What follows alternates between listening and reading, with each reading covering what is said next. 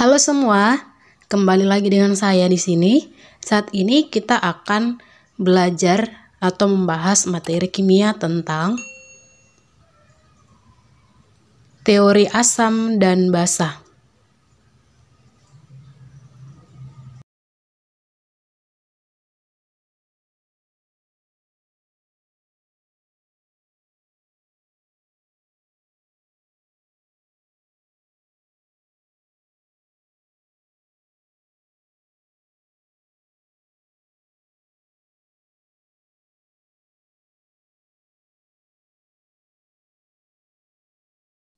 Sebelum dilanjut, Miss mau bertanya di sini, pernahkah Anda mencoba merasakan jeruk dan tomat?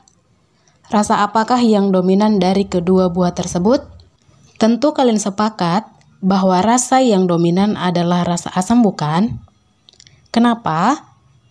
Karena mereka berdua itu sama-sama sebagai zat berasam asam dan memiliki pH kurang dari 7 dan mengandung vitamin C yang tinggi yang bermanfaat untuk menjaga daya tahan tubuh. Nah, untuk lebih memahami mengenai senyawa asam dan basa, simak yuk materi berikut ini. Yang pertama adalah asam basa Arrhenius.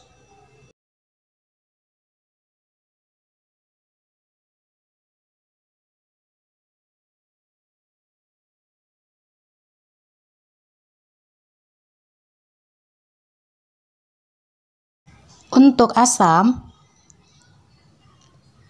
di sini dia zat yang menghasilkan ion H positif.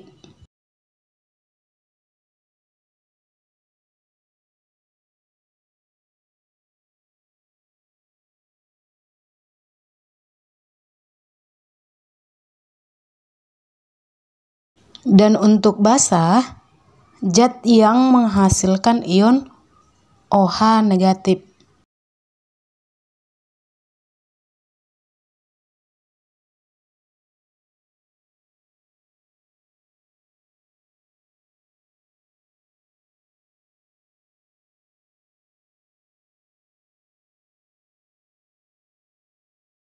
Nah, sebagai contoh biar bisa kita mengerti dan memahami, di sini kita lihat H2SO4 ditambah H2O menghasilkan 2H+ ditambah SO4 2 negatif. Nah, di sini 2H positifnya itu adalah sebagai asam.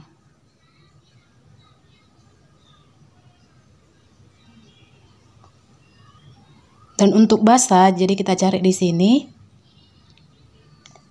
KOH ditambah H2O menghasilkan K+ ditambah OH negatif. Jadi di sini yang menjadi basanya itu adalah OH negatif, sesuai dengan penjelasan yang di atas tadi. Asamnya itu H+ dan basanya itu OH negatif. Jadi bisa ya.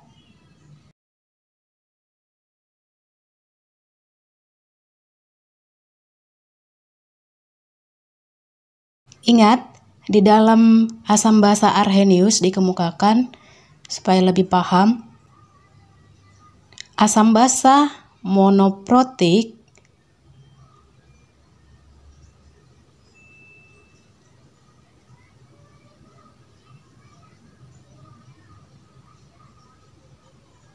di situ H+ atau OH negatifnya itu adalah berjumlah sama dengan 1.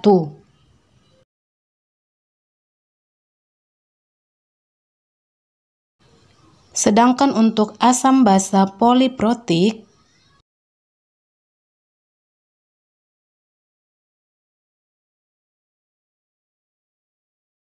H+ atau OH negatif itu berjumlah lebih dari 1.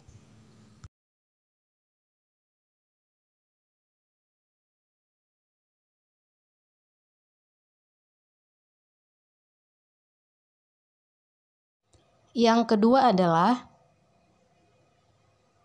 asam basa Bronsted-Lowry.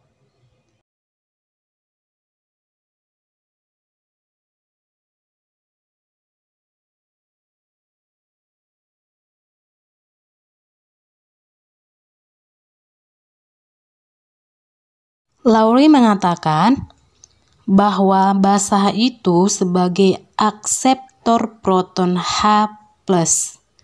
atau yang disebut dengan penerima proton.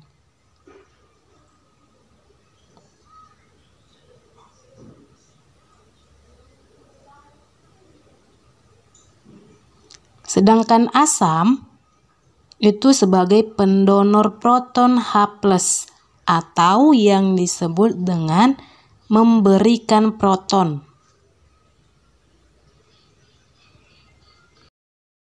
Kita lihat contoh berikut supaya lebih paham. HCO3 negatif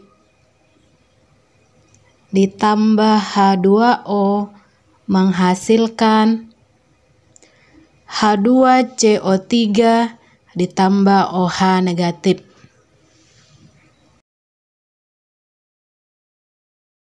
Di sini kita lihat HCO3 negatifnya itu adalah bersifat basah. Itu karena bertanda negatif, yaitu sebagai akseptor. Dan H2CO3 itu bersifat asam sebagai pendonor, sama halnya sama yang H2O dan OH negatif. Jadi di sini mereka sepasang-sepasang ya, di mana yang HCO3 negatif itu sama dengan H2CO3. Begitu juga yang H2O dan OH negatif. Jadi mereka di sini sebagai pasangan asam basa konjungsi.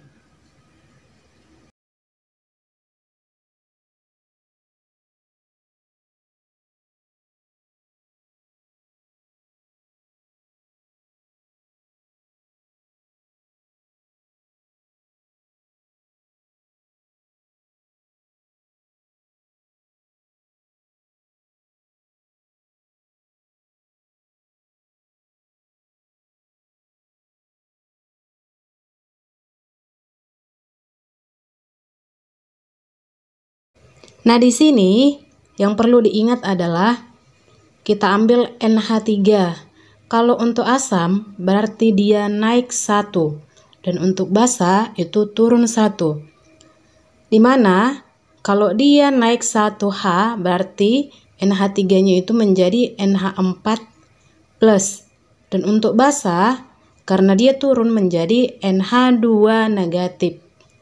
Jadi bisa ya dipahami.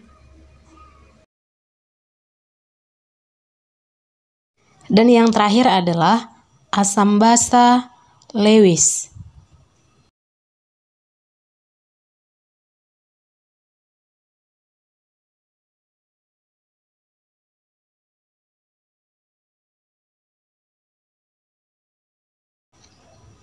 Bapak Lewis ini mengemukakan asam itu sebagai akseptor, dan kalau basah itu sebagai pendonor. Berarti dia sama-sama seperti yang si Bronsted-Lowry. Tapi di sini bedanya nanti dia sebagai mempunyai elektron bebas. Jadi kita lihat contoh berikut.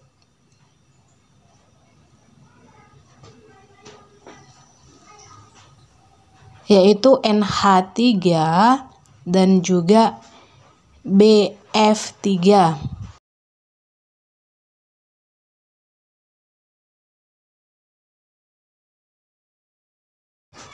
Nah, di antara yang kedua ini kita bahas satu-satu dulu ya. Yang pertama kita bahas yang BF3. Jadi di sini F-nya ada 3 ya. Jadi kita pisah-pisahkan dulu. di atas sebelah kanan dan juga di bawah. Nah, di sini untuk B itu golongan 3. Jadi kita buat titik 3 ya. 2, 3. Dan untuk F itu golongan 7. Jadi kita buat di sini 7 di F-nya. Seperti itu sampai dia yang di F berikutnya, yang F pertama, kedua, dan ketiga juga.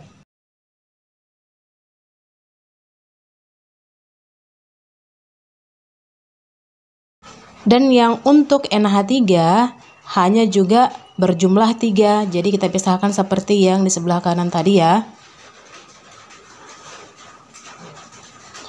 Nah, di sini untuk H, yang pertama N dulu ya. Untuk N itu di golongan 5. Jadi kita buat dia 5.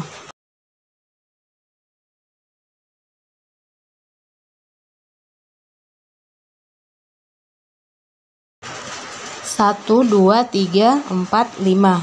Dan untuk N itu golongan 1. Jadi kita buat satu-satu di antara hanya itu ya. Nah, kita lihat di sini ada elektron bebas, yaitu di mana elektron bebasnya? Itu yang di N, yang di sebelah kiri, di N di sebelah kanannya itu ya. Yang disebabkan tidak ada berarti yang mendonorkan adalah NH3. Jadi NH3 disebut sebagai basah dan juga BF3 itu sebagai asam. Nah, di sini dia menurut Lewis ya. Thank you for watching. God bless you all. Stay safe and stay healthy.